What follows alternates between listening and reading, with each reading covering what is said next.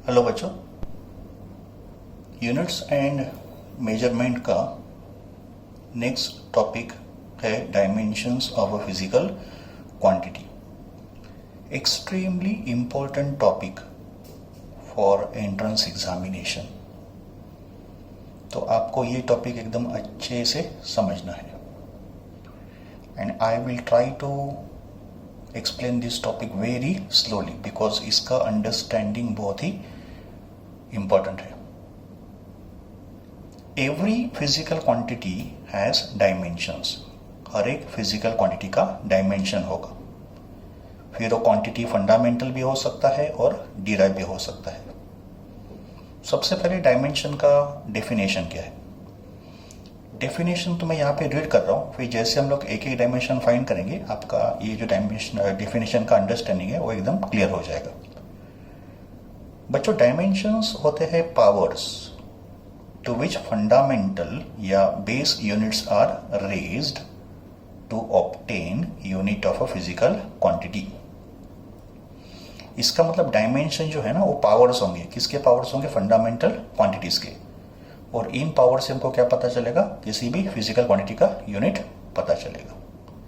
तो this is definition of dimensions. अभी देखेंगे डायमेंशंस कैसे फाइंड करते हैं। तो सबसे पहले डायमेंशंस ऑफ फंडामेंटल क्वांटिटीज। बच्चों, फंडामेंटल क्वांटिटी कितने हैं? टोटल 7। तो पहले देखेंगे डायमेंशंस ऑफ फंडामेंटल क्वांटिटी कैसे लिखा जाते हैं।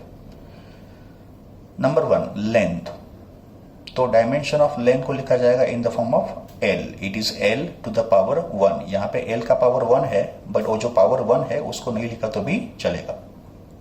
इस बात को ध्यान रखो कि जब भी पावर जो है वो 1 होगा तो इसको 1 को लिखना जरूरी नहीं होगा। यू मे राइट और you may not right. And dimensions को हमेशा स्क्वायर ब्रैकेट में ही लिखा जाएगा, not in round bracket and not in curly bracket, only square bracket. तो लेंथ की डायमेंशन क्या होंगे? L1। Length and all distances. फिर वो ब्रेड्थ भी हो सकता है, हाइट भी हो सकता है, रेडियस भी हो सकता है, डायमीटर भी हो सकता है, थिकनेस भी हो सकता है। जितने भी डिस्टेंस के टाइप होंगे उन सबके डायमेंशंस लिखे जाएंगे इन द फॉर्म ऑफ L1। फिर मास के लिए डायमेंशनल फॉर्मूला होगा M1। यहाँ पे पावर 1 है जिसको मैंने नहीं लिखा है। आप इसको लिख सकते हो M1 या फिर M लिखा तो भी चलेगा। अगर मैंने M भी लिखा तो इसका पावर कितना होगा? 1। टाइम के लिए T। करंट का डायमेंशन होगा A और I। आप इसमें से कोई भी एक सिंबल करंट के डायमेंशन के लिए यूज कर सकते हो। टेम्परेचर के लिए डायमेंशनल फॉर्मूला होगा K। It is K1। फिर ल्यूमिनस इंटेंसिटी का डायमेंशन होगा CD और अमाउंट ऑफ सब्सटेंस का होगा MOL, दैट इज मोल 1। तो ये होंगे डायमेंशनल फॉर्मूले फॉर फंडामेंटल क्वांटिटीज। और इन फंडामेंटल क्वांटिटीज के डायमेंशंस को यूज करके we can obtain dimension of any derived quantities. अभी इसमें से ये जो पहले 5 क्वांटिटीज है उनको ही हम लोग फ्रीक्वेंटली यूज करेंगे। ल्यूमिनस इंटेंसिटी और अमाउंट ऑफ सब्सटेंस के डायमेंशंस हम लोग फ्रीक्वेंटली यूज नहीं करेंगे। तो ये जो पहले 5 डायमेंशंस है इनको ही हम लोग फ्रीक्वेंटली यूज करेंगे। अभी फंडामेंटल डायमेंशंस और फंडामेंटल क्वांटिटीज के डायमेंशंस मालूम करने के बाद let us study how to find dimension of derived quantities. तो एकदम सिंपल क्वांटिटीज के साथ हम लोग शुरू करेंगे, फिर एक एक एग्जांपल हम लोग स्टडी करेंगे 1 बाय 1। तो अभी हमको फाइंड करना है डायमेंशन ऑफ एरिया। तो एरिया का डायमेंशन कैसे फाइंड करना है? बच्चों, जब भी आपको किसी भी डिराइव क्वांटिटी का डायमेंशन फाइंड करना पड़ेगा तो आपको उसका फॉर्मूला मालूम होना चाहिए। जैसे एरिया के बहुत सारे फॉर्मूले हैं तो any one formula you should know, because without knowing the formula you cannot find out dimension of derived quantity। Formula मालूम होना बिल्कुल जरूरी है। तो मैंने एरिया का डायमेंशन फाइंड करने के लिए ये फॉर्मूला यूज किया, लेंथ इंटू ब्रेड्थ। तो फिर इनके अगर मैंने डायमेंशन सब्सटीट्यूट कर दिए तो मुझे एरिया का डायमेंशन मिल जाएगा। तो लेंथ का डायमेंशन क्या है बच्चों? L। तो यहाँ पे लिखा है L1। ब्रेड्थ भी एक लेंथ का टाइप हो गया तो इसका भी डायमेंशन L1 होगा। तो this is L1 into L1। तो बाय लॉ ऑफ इंडाइसेस 1 + 1 कितना होगा? 2। तो एरिया का डायमेंशन होगा L2। और इसको लिखेंगे स्क्वायर ब्रैकेट में। अभी बच्चों एरिया के फॉर्मूला में कोई मास तो है नहीं और टाइम भी नहीं है, तो एरिया में मास का डायमेंशन m0 होगा, मास का पावर m0 होगा, बिकॉज एरिया में मास होता नहीं और एरिया के फॉर्मूले में टाइम भी नहीं है, तो टाइम का भी पावर कितना होगा 0। तो आप एरिया का डायमेंशन या तो L2 लिख सकते हो स्क्वायर ब्रैकेट में, या तो फिर m0 L2 T0 भी लिख सकते हो, बिकॉज यूजुअल मेथड जो होता है डायमेंशन लिखने का वो m l t के फॉर्म में होता है, where m is mass, l is length and t is time. But अगर फॉर्मूले में मास नहीं है तो फिर पावर उसका 0 होगा, टाइम भी नहीं है तो उसका पावर भी हम लोग 0 लिखेंगे। तो dimension of area is either L2 या m0 L2 T0। ओके, चलो now next quantity is volume. Volume का डायमेंशन फाइंड करने के लिए मैं फॉर्मूला यूज कर रहा हूं length into breadth into height. तो लेंथ का डायमेंशन L1 होगा, ब्रेड्थ भी एक लेंथ होगा उसका भी डायमेंशन L1 होगा, हाइट का भी डायमेंशन L1 ही होगा। तो this is L1 into L1 into L1। So by law of indices ये कितना होगा 1 + 1 + 1 3। तो वॉल्यूम का डायमेंशन क्या है बच्चों L3। या तो वॉल्यूम को ऐसे लिखो L3 के फॉर्म में, या तो फिर MLT में लिखना होगा तो m0 L3 T0 ये होंगे वॉल्यूम के डायमेंशंस। बिकॉज इसमें मास तो है नहीं इसके लिए m0 हो गया, इसमें टाइम भी नहीं है तो T0 हो गया। तो डायमेंशन का डेफिनेशन क्या लिखा था, power to which fundamental units are raised. तो ये होंगे पावर, जैसे यहाँ पे 0 3 0। तो power to which fundamental units are raised to obtain the unit of physical quantity. Okay, now next term is velocity. Velocity and speed दोनों के dimension same होंगे। तो वेलोसिटी का फॉर्मूला है या स्पीड का फॉर्मूला है डिस्टेंस अपॉन टाइम। इसमें आपको स्पीड का भी मिलेगा या वेलोसिटी का मिलेगा। तो स्पीड का formula distance upon time. Distance का डायमेंशन क्या है L, बिकॉज डिस्टेंस क्या है लेंथ, और टाइम का T। ठीक है, अभी ये T अगर ऊपर चला गया तो इसका जो पावर 1 है वो यहाँ पे ऊपर जाके क्या होगा -1 हो जाएगा। तो देयरफॉर वेलोसिटी या स्पीड का डायमेंशन क्या होगा L1 T -1। बच्चों में L1 बोल रहा हूं बट यहाँ पे पावर मैंने 1 नहीं लिखा है। जैसे मैंने बोला कि अगर पावर 1 होगा तो ये ऑप्शनल होगा लिखना, आप इसको लिख सकते हो या विदाउट लिखने के तो भी चलेगा क्योंकि वो 1 ही होगा। तो इसको बोलेंगे L1 T -1 या तो आप इसको बोलेंगे L T -1।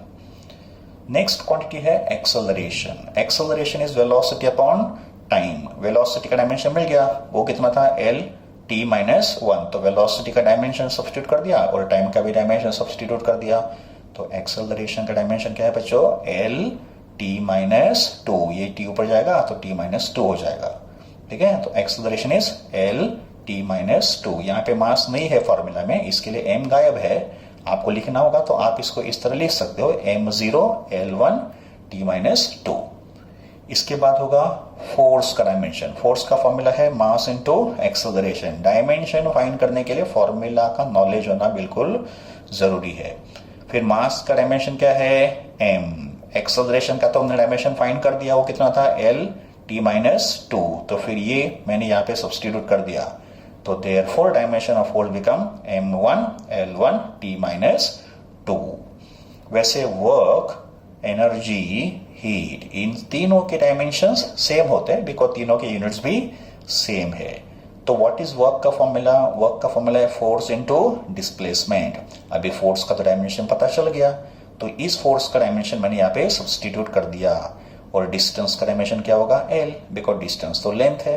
फिर L1 इंटू L1 कितना हो गया L2। तो इनको मल्टीप्लाई करने के बाद क्या आंसर आएगा m1 L2 T -2। ये होंगे डायमेंशन ऑफ वर्क। फिर उसके बाद इलेक्ट्रिक चार्ज। इलेक्ट्रिक चार्ज का फॉर्मूला हमको मिलेगा current into time, because current क्या होता है चार्ज अपॉन टाइम। तो करंट का डायमेंशन क्या है बच्चों? करंट का डायमेंशन है A, आइदर A या I। तो dimension of current is A और dimension of time is T।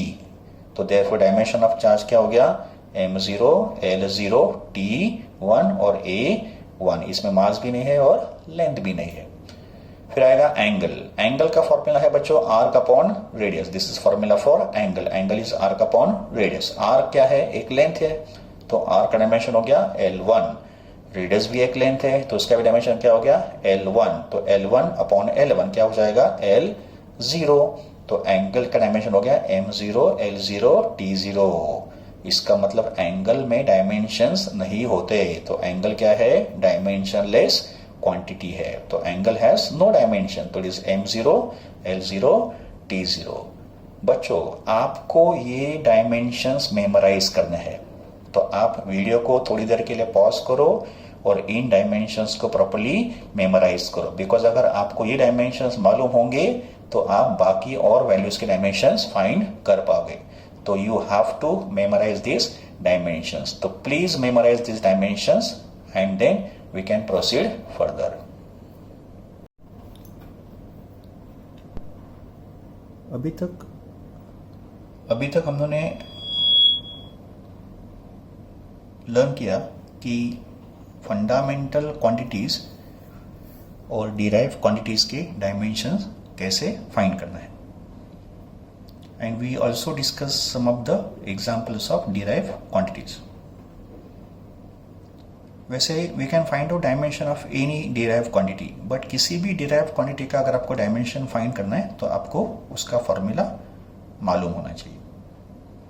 And कुछ बेसिक डायमेंशंस मैंने आपको मेमोराइज करने के लिए बोला था, तो उनको आपको मेमोराइज करना ही है। जैसे area, dimension of area is L2, volume का डायमेंशन क्या है L3, वेलोसिटी या स्पीड उसका डायमेंशन क्या है Lt-1, एक्सेलरेशन का Lt-2, फोर्स का mLt-2, वर्क का mL2T-2, चार्ज का T1A1।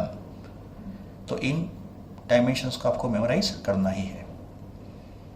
What are the different calculations we can do using dimensions, कौन कौन से मैथमेटिकल ऑपरेशन डायमेंशन से पॉसिबल होंगे।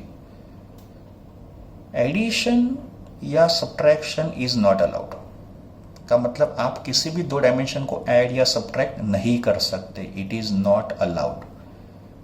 तो जैसे ये मैंने एग्जांपल लिया है mLt-1 plus m2l-1 t2, this type of addition you can not perform, this is not allowed. तो दो डायमेंशन का एडिशन या दो डायमेंशन का सब्ट्रैक्शन पॉसिबल नहीं है। मल्टीप्लिकेशन यस, डिवीजन यस, आप डायमेंशन का पावर रेज कर सकते हो, you can square it, you can take cube, you can take raise to 4 any power, also you can take square root. तो except addition subtraction आप dimension का any mathematical operation perform कर सकते हो। जैसे मल्टीप्लिकेशन है, I want to multiply this two dimensions, तो first dimension is m1 l1 t-1 and second one is m2 l-1 t2। मुझे इनको मल्टीप्लाई करना है, तो I will apply law of indices. तो यहाँ पे m का पावर 1 है, यहाँ पे m का पावर 2 है, तो 1 + 2 हो गया 3। यहाँ पे l का पावर 1 है, यहाँ पे l का पावर -1 है, तो 1 - 1 हो गया 0। और यहाँ पे t का पावर -1 है और यहाँ पे t का पावर 2 है, तो -1 + 2 बिकम +1। तो इन दो डायमेंशन का मल्टीप्लिकेशन क्या होगा m3 l0 t1। पावर जब भी 1 होगा उसको नहीं लिखा तो भी चलेगा, ये मैंने आपको पहले ही बोला था। Okay, now let us divide this two dimensions. तो यहाँ पे mLt-1 divided by m2 l-1 t2, तो यहाँ पे m का पावर 1 है, यहाँ पे m का पावर 2 है, ये ऊपर गया तो क्या होगा -2, so it is 1 - 2 that become -1। L1 divide by l-1, l-1 goes a become +1, तो 1 + 1 कितना हो गया 2। t-1 divide by t2, but this t2 goes a become t-2 and -1 - 2 become -3, ये हो गया इन दो डायमेंशन का division. Similarly, we can take square of the dimension, we can take cube of the dimension by applying law of indices. तो मुझे इस dimension का समझो स्क्वायर करना है, तो m का पावर कितना है यहाँ पे 1, and according to law of indices this is 1 × 2 that becomes 2, this is -1 × 2 that become -2, this is 3 × 2 that becomes 3 × 2 = 6। तो ये हो गया इस डायमेंशन का स्क्वायर। वैसे आप डायमेंशन का क्यूब भी कर सकते हो, you can raise to 4 also, anything is possible. Okay, now let us take square root of the dimension. When you take square root of a dimension, then the power should be either 0 or some even number. It may be positive or negative, but even number होना जरूरी है. Odd number का आप square root नहीं find कर पाओगे. तो it may be 0 or it may be some positive. It may be positive or negative even integer. तो m0 का square root m0 ही रहेगा. L2 है तो यहाँ पे पावर कितना है 2. स्क्वायर रूट में हम लोग क्या करेंगे, इसको हाफ से और रेस करेंगे तो 2 इंटू हाफ कितना हो जाएगा 1. और यहाँ पे भी इसको रेस टू हाफ करेंगे तो -2 इंटू हाफ कितना होगा -1. सिंपल ट्रिक ऐसे है कि जब आप स्क्वायर रूट करोगे तो पावर हाफ हो जाएगा. पावर हाफ हो जाएगा तो 2 का हाफ 1, -2 का हाफ -1. बट इस बात को याद रखना कि जब भी आप स्क्वायर रूट फाइंड करोगे डायमेंशन का तो पावर कैसे होना चाहिए, इवन नंबर होना चाहिए. इट में बी पॉजिटिव और नेगेटिव. 0 का तो डायमेंशन और स्क्वायर रूट 0 ही होगा. तो these are the possible operations using dimensions if addition subtraction is not allowed. फिर डायमेंशन में एक प्रिंसिपल भी होता है जिसको बोलते हैं principle of homogeneity of dimensions. Now ये प्रिंसिपल क्या है, देखो कि सपोज एक इक्वेशन आपको दिया गया है a is equal to B plus C into D. This is one equation given to you where a, b, c and d can be any values, any quantities. तो इस इक्वेशन में बच्चों कितने टर्म्स है 1, 2 एंड 3. तो this equation contains 3 terms. तो ये equation के अगर सब टर्म्स के डायमेंशन सेम है का मतलब a का डायमेंशन, b का डायमेंशन और c इंटू डी का डायमेंशन, अगर इन तीनों टर्म्स के डायमेंशन सेम है तो फिर ये इक्वेशन डायमेंशनली करेक्ट होगा. तो equation is said to be dimensionally correct when the dimensions of each term of the equation are same. Okay, इसको बोलेंगे principle of homogeneity of dimensions. तो जब भी इक्वेशन आपको दिया गया है तो इस इक्वेशन के अगर सब टर्म्स के डायमेंशंस सेम है तो फिर वो इक्वेशन डायमेंशनली करेक्ट होगा. इसको बोलेंगे principle of homogeneity of dimensions. Now let us move on.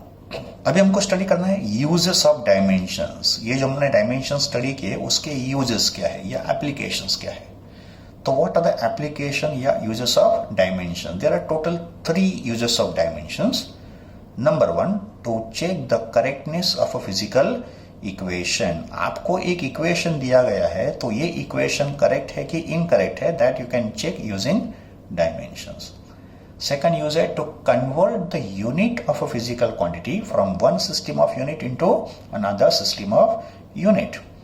तो किसी फिजिकल क्वांटिटी के यूनिट को आप एक सिस्टम से दूसरे सिस्टम में कन्वर्ट कर सकते हो यूजिंग डायमेंशंस.